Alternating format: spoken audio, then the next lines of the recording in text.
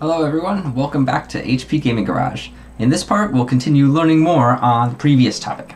Now, I could seriously talk about employment and getting hired and building careers all day. I mean, I did write an actual book about career advice, but I only have so much time, so the last thing I want to cover is schools. And this is a common question. If I want to be a professional game designer, do I have to go to school for game design? Like, do I get a college degree in game design or what? And speaking as someone who has taught at a lot of different schools of different types, I can say it depends, and there are a lot of considerations. I will say that most game development full-time positions do ask for at least a 4-year degree after primary school, mainly because there are enough college graduates out there that they can ask for one and still fill the positions. So while I do know some people who have only finished 12 years of primary and secondary school, or even just school dropouts, who have managed to get a job in the game industry anyway, I don't generally recommend that as a long-term strategy. First, because it's very hard to get in when you're competing with people who have all the skills you do and they have a college degree. And partly because even if you do succeed, it gets harder mid-career. Like if you're in your mid-30s or mid-40s lead level, and now you're competing for jobs with other people that have just as much experience with you and a degree, things are going to be harder for you pretty much for your entire career. And since layoffs do happen frequently, you can expect to be looking for work at least every 2 or 3 years or so. This is something that will follow you. If you do manage to get a full-time job without a college or university degree, do consider strongly working toward one on your off hours if you can, just so the lack of a degree isn't something that's following you around forever. Now, if you do decide to pursue university, there are generally 3 paths.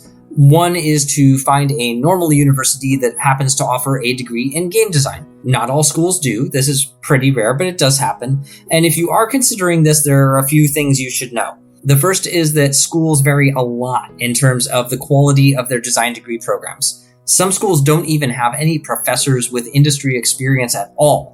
They have no idea how the industry works or what it's looking for, and their graduates are effectively unemployable in the industry. So you really have to ask some hard questions about a school. Look at their record. How many of their alumni actually get jobs? How many of those jobs are at game companies specifically? Who are their full-time faculty, and what is their track record in making games professionally? I've also seen some programs that call themselves game design degrees, but when you look at the courses, it's all programming or visual art and nothing related to game design at all. So you'll also want to look at the curriculum, the course catalog, and the degree requirements to make sure it's actually teaching what you want to learn. Now, even the best game design programs will probably have a pretty low rate of hire directly into the industry as game designers. Like I said, game design entry-level jobs are pretty rare. So the other thing about a game design degree is realizing you're taking a big risk with your time and any money you spend on tuition, because it is very possible you don't get hired as a game designer, at least not right away, which then brings the question of, what do you do in the meantime? You can always keep searching for game design jobs, even if your first job out of school isn't in games. You can keep searching for years if you're willing, but you'll probably need to find a job doing something. And if that something isn't game design and you have a game design degree, what else are you qualified to do? And the answer, unfortunately, might be not much. Non-game companies don't usually need game designers for anything. Tech companies do sometimes have a designer-like position called product manager, who has to design the specs for a software project that programmers then implement. So basically designing a software product, and a lot of game design skills do transfer over, but those positions are usually not entry-level either. You can also go into teaching. There's lots of overlap between game design skills and teaching and instructional design skills, but you probably won't be teaching game design, and in some places you'd need to have teaching credentials that you won't get from a game design degree, so you'd have to go back to school for something else anyway. Oh, and the other bad news is that the game industry as a whole is pretty skeptical of game design degrees, because companies already know that a lot of them are useless, like I've told you. So a game design degree on its own isn't exactly a negative when you're applying for work, but it's not really a positive either. What you really need when applying is a great portfolio of games that you've worked on that really show off your design skill, and you can get that with or without a game design degree. So the degree itself, the actual piece of paper itself, will not really help you here. So for this reason, I'm not saying that no one should ever get a game design degree like this, but I will say that it's not the best path for a lot of people. Now, a more common choice is to take a degree that may be transferable to games, but it's not game specific. For example, if you want to be a designer, but you also want to keep open the idea of programming as an alternate entry-level position, a computer science degree is a popular choice. You'll learn programming, you'll have the academic credentials to apply to programming jobs, and if you've used your time to make some video games on your own outside of class, and those are well designed, you might be able to make a case for game designer as well. If you happen to attend a school that offers some game design related classes outside of that major, you can take those as electives and give yourself a little more experience. If you're more art oriented, some kind of art or digital art degree might be an option. Game designers themselves tend to come from all kinds of academic backgrounds, though. Personally, I got a dual degree in mathematics and computer science. My first game design job, I worked with another junior designer who majored in psychology, which is a popular choice since so much of what we do is designing experiences, so understanding how people think and experience can be kind of helpful. I know plenty of game writers with creative writing degrees or similar, and a lot of level designers have either studied or majored in architecture.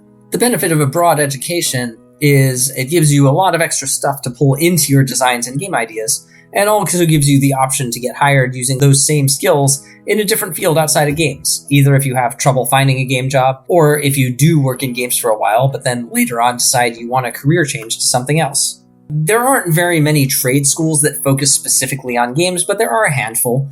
The benefit of these is they do tend to have a lot of faculty with industry experience, and the faculty in school have industry connections.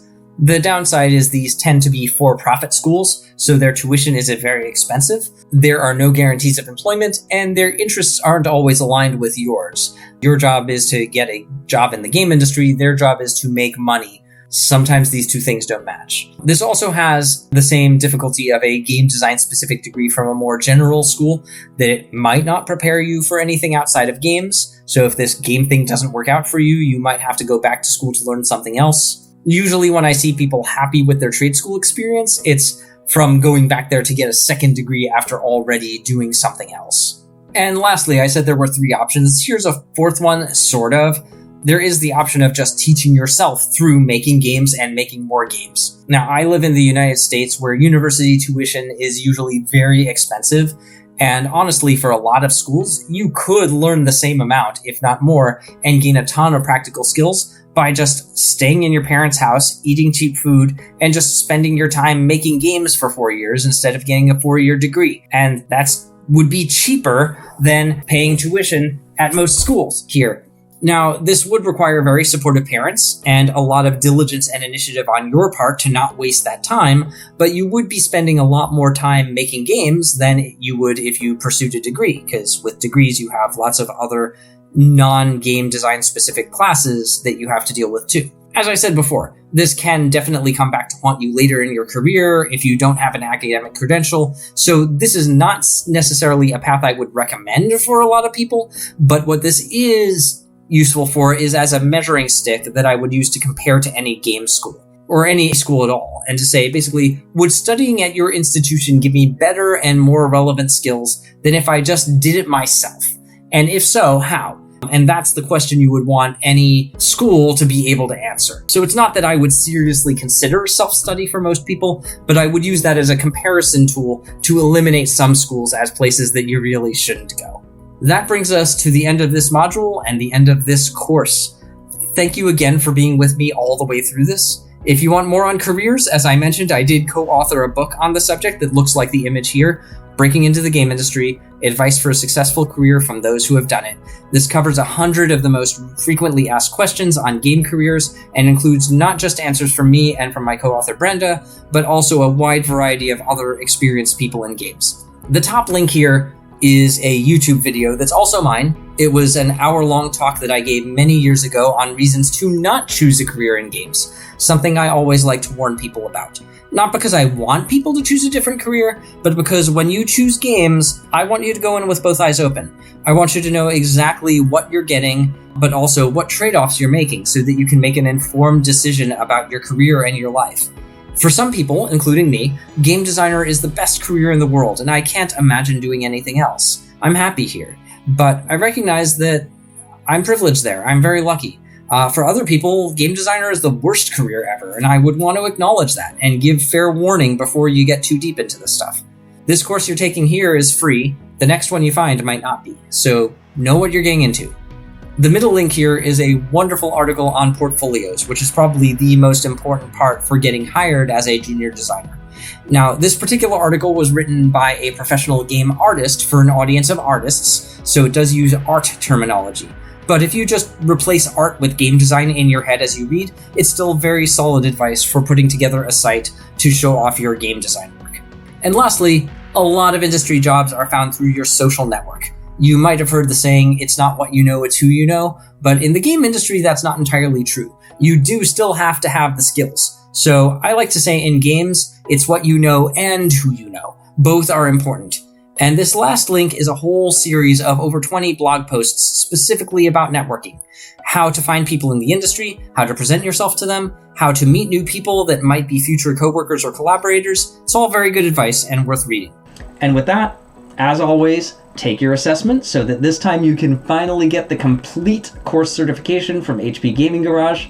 I wish you the best of luck on your journey, and if you ever run into me at an industry conference or event or similar, feel free to say hi and let me know that you took this course and what you thought. And with that, goodbye and good luck.